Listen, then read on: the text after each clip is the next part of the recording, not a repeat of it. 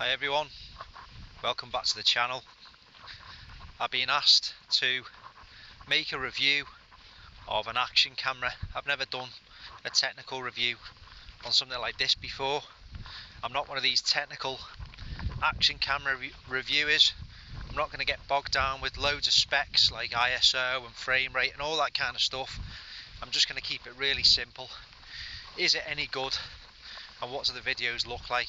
Well, to that end, I'm filming this video on the camera. I'll use a couple of different resolutions and that's about it.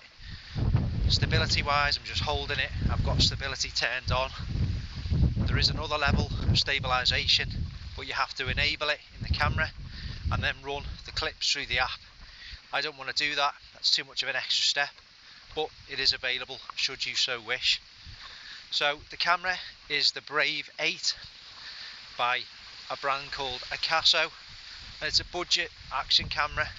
It's waterproof, it's got a certain level of stabilization, and it can film in 4K, up to 4K and 60 frames a second. It can do slow-mo and various other bits like that. Lots of people ask me about camera gear that I film on, so if this proves useful for people who are thinking about getting involved in some kind of outdoor filming yourselves in the outdoors, and you want to know whether this is any good, well, stick around and we'll see what it's like. See for yourself and make your own mind up. So the first thing just to point out is that I am using the Akaso external mic. I've just got it plugged in, it's USB-C and it's a lav mic. It's just clipped to my chest. I don't know what the audio is going to be like. It's a very windy day.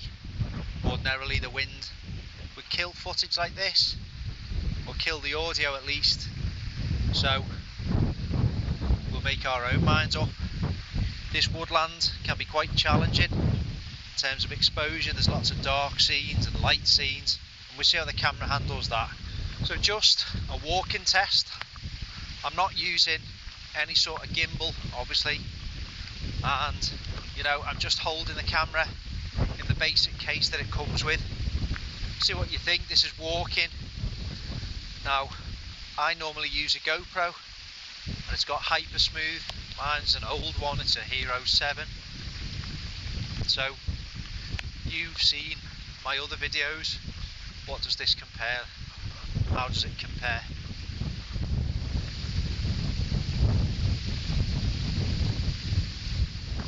This current resolution that I'm filming in, it's what I always film in, 2.7K at 30 frames a second.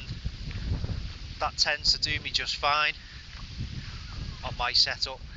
There's quite a lot of contrast in the scene, some bright skies and then the dark areas. The white balance just set to auto.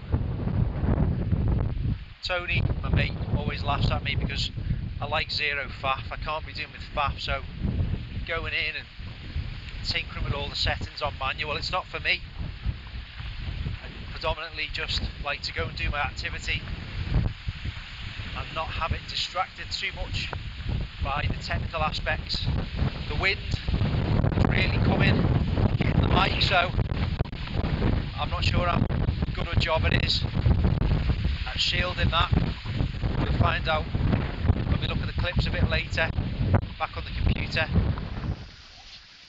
The other good thing about this camera, it's got a front screen, so you can see that you're in shot, you can see that your composition is right, and that you're in the centre of the frame-ish when you're talking. It's not a bad quality, and you can easily make yourself out, even at arm's length. That's a nice feature, something I don't have on the Hero 7, although that is quite a few years old and you do get that on the newer models of GoPro.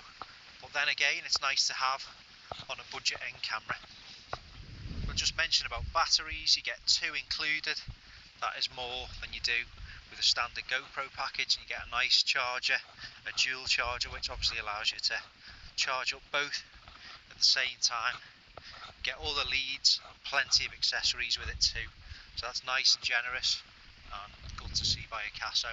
The good thing to mention is the camera body itself.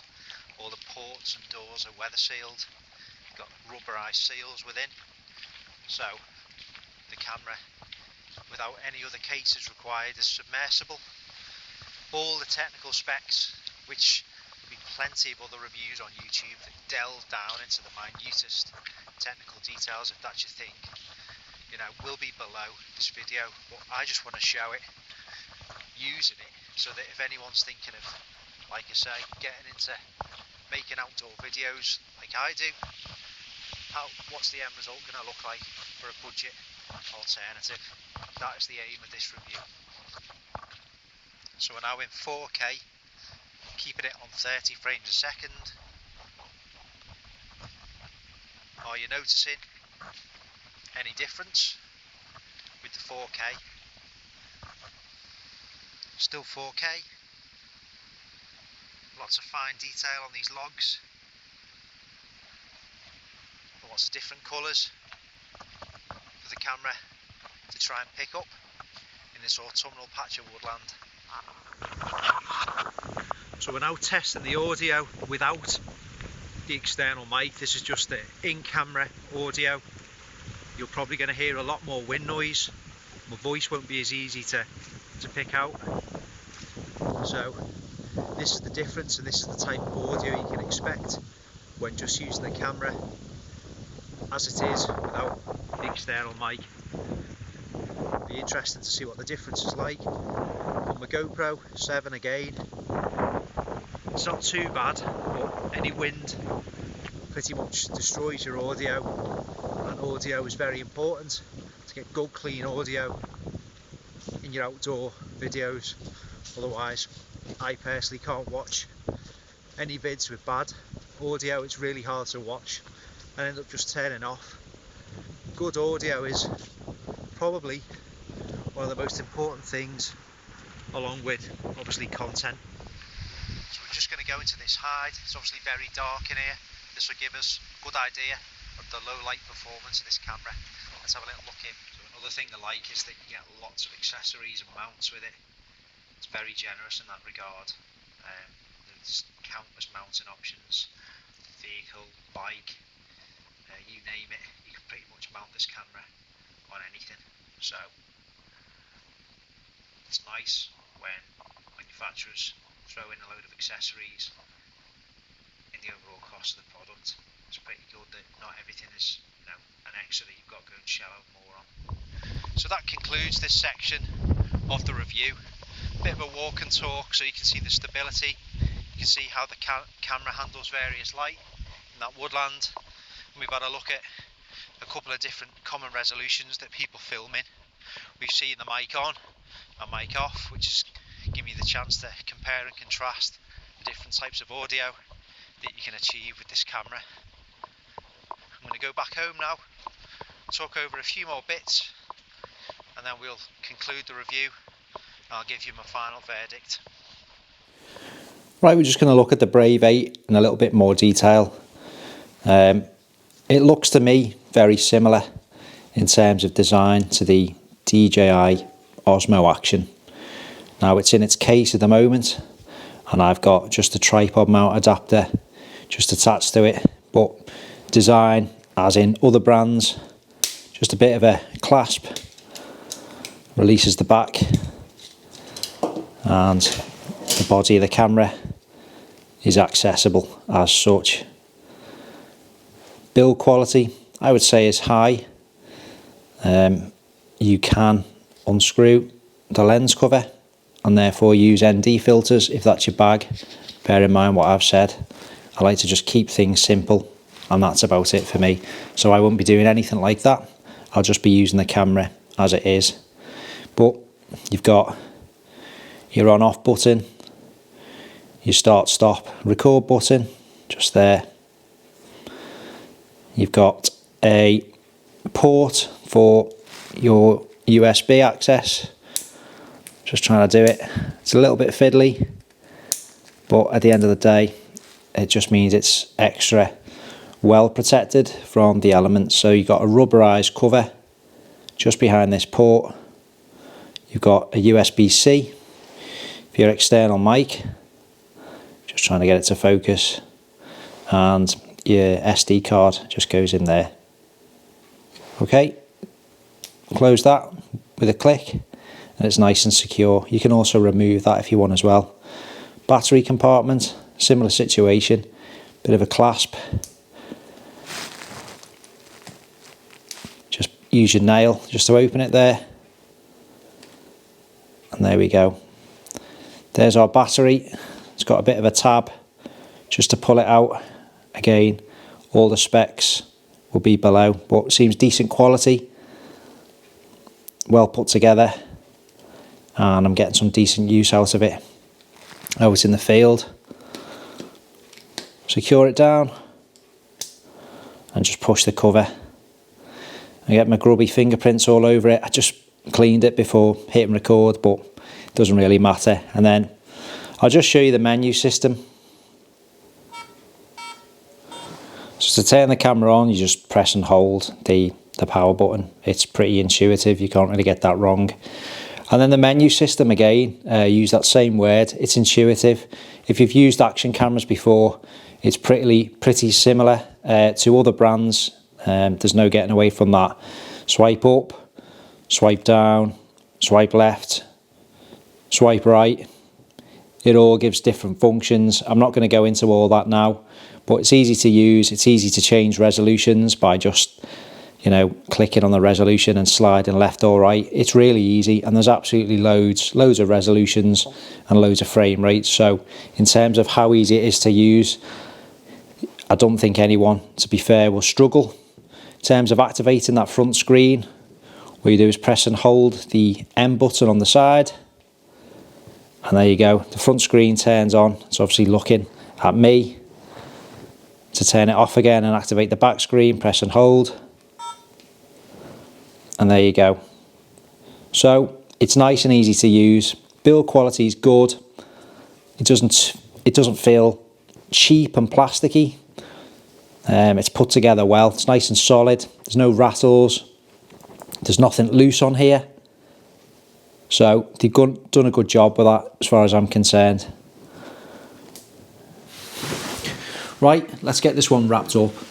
I'll just start with a quick disclaimer. Firstly, if you are not a regular viewer of MCM Outdoors and you are here outside of the channel just for the review on this item, I'm not a professional tech reviewer. I presume I was sent it on the basis that I make videos in the outdoors, which is obviously can be a demanding and testing environment for technology and kit. I've used GoPro cameras in the past and DJI cameras, and you know, this is pitched as a budget alternative to other more premium brands. So on that basis, don't expect this review to be, you know, like a top-notch tech review. I'm just speaking in layman's terms and telling you what I think about it as simply as I can. Hopefully the footage has spoken for itself. I will say from the outset that the image quality on this camera is far improved. I did have a Brave 7 sent to me. I didn't get round to making the review on that because there were a few hardware issues, I believe, with the camera. They've been resolved in this newer model, the 8, and I can attest to that. The image quality is much better. The audio is much better. The audio with the microphone is much better, and it seems to be a well-made, solid and robust product. In terms of value, you've got to think what you're getting for your money. I believe at the moment in the US it's retailing for about $280 via the Akaso Tech website. I'll put some links below. I'm not sure on the UK price and when this is going to be available in the UK just yet. I think it's going to be soon. I'm sorry, that's not very helpful. That's just the information I've got at the moment.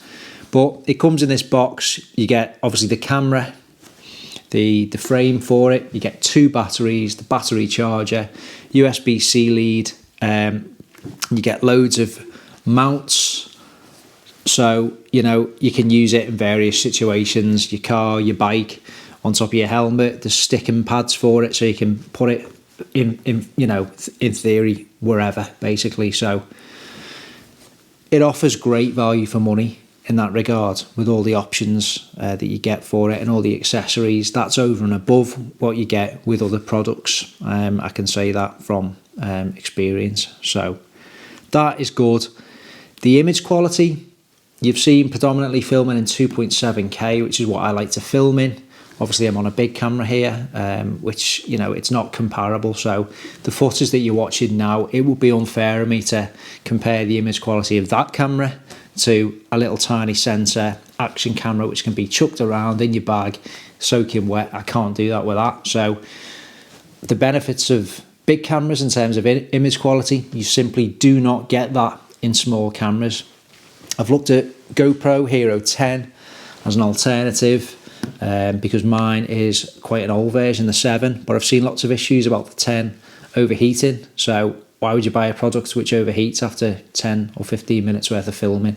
I've no idea. I certainly won't be doing that. I was sent this, so that's good. Let me be clear about that. They didn't tell me what to say. I won't do any reviews where I'm obliged to, you know, give a particular narrative or a positive account unless I get freedom to say exactly what I think about it. I won't be doing the review. It's as simple as that. I have to say, the image quality on this, although it's much improved over the 7, is not as good, I don't think, as my Hero 7, but only just about. Like I say, there's not a million miles in it. Think about the price of a GoPro. I think when I bought mine a few years ago, it was £380. This is much cheaper. You get a lot more accessories with it. You get the extra battery, and something that I haven't mentioned, which you'll also get in a Tri that's very handy, you get a Bluetooth remote, which there's a bit of a Velcro strap on it. You put it around your wrist and you can remotely operate your camera in terms of starting and stopping it, taking stills, and that's great for all you selfie lovers, me included. You like to go and stand on a picturesque outcrop in the Lake District and then, you know, frame your shot and then snap yourself. You've got the Akaso app, which the camera integrates well with. So there's a myriad of features on there, including the stability, which I'm going to talk about next. To get the best stability, you need to enable it first in the camera. Then you've got to put your video files through the app. I don't like that. That is a negative in terms of me. I think the camera, if GoPro can do it, if DJI can do it, I don't think there's any reason that Akaso can't improve their stability. The videos you've been watching today do have stability on, but clearly it's nowhere near in the realms of hypersmooth from GoPro. It's not too bad, it's not unwatchable, and a lot of people might have the camera fixed. If you're on a mountain bike, you've probably seen some of the likes of GoPro footage with their hypersmooth. It really is good, and it looks like, you know, there's a gimbal there. It's much improved when you're using the app. There'll be other examples of that online. But just for me personally, why I haven't done it is because there's no way I'm going to film a series of clips outdoors and then come back and have to put them through a computer or the Akaso app and then export them again. I'm just not going to be doing that. That's too much, too many steps for me in terms of what it takes to produce a video. Less faff, you know, is better. So what I'd like to see in a newer model, or, you know, a later model, maybe Akaso, if you're listening to this and you care what I think, hopefully my views are kind of broadly similar to the people that will be buying these products. Improve the stability, but do it in camera. We don't want to put our clips through the app to re-export them to be able to use stabilized clips. So make your own mind up in terms of the footage. You might have a gimbal. That will obviously eliminate the need for any electronic image stabilization whatsoever. And you might have steadier arms than me. You can use all sorts of mounts and grips and stuff like that, which just affords you a bit more stability when you're recording your footage. It does 8K time lapse, hyperlapses, night lapses. It takes good stills, but all I'm interested in is a camera that can chuck in my bag. It's rough and ready. It's going to stand some abuse in terms of being knocked and bumped around. It's going to get wet invariably with the British weather. It's fully sealed, it's submersible, you don't need a special case, so that's good. And it is great value for money. So if you are just thinking about getting involved in the world of YouTube or indeed any other platforms, and you just want to start recording your adventures in the great outdoors, and you haven't got a lot of cash to spend, and you certainly haven't got £400 to spend on the likes of GoPros, give this a good look and give it a serious think. It's not up there in terms of GoPro or with DJI, but again, it swings and roundabouts, isn't it? This is a lot cheaper. So I think it's good. If you're on a budget, you want to get started in the outdoors, take a good serious look at the Brave 8 by Akaso. I'm going to put all the links below this video. So if you want to get bogged down in technical specs, follow some of those, and I'm sure there'll be lots and lots of fully detailed technical reviews within YouTube for this particular camera. So thank you, Akaso, for sending me it. I will be using this in future videos for time lapses and getting bits of B-roll, predominantly time lapses and night lapses. So it will be a great addition to my existing kit, and it will expand my creativity, hopefully, and make the videos a little bit more interesting. You can't beat a good time lapse, and certainly night lapses as well. Some of them can be stunning if the conditions are right. So I hope it's been helpful. Again, apologies that I haven't gone into nth degree of detail. That's not what I'm about. I hope you've made your own mind up basically from the footage. You are the best judge after all. You watch it, you make your own mind up. If you've got any questions or comments, please let me know below. I respond to all constructive comments. Let's try and keep things constructive. If you don't like it, tell me why. And don't forget, I'm not selling it. I don't get any commission for it. I don't get anything. They sent me the camera. I'll be using it in my videos, but apart from that, I'm not affiliated with Akaso in any way. And if you don't like it, that's not my fault. And it's up to you at the end of the day. But thank you for sending me it. Thank you for watching this. And if you got something from the video, I'd appreciate a quick thumbs up either way. So thank you very much.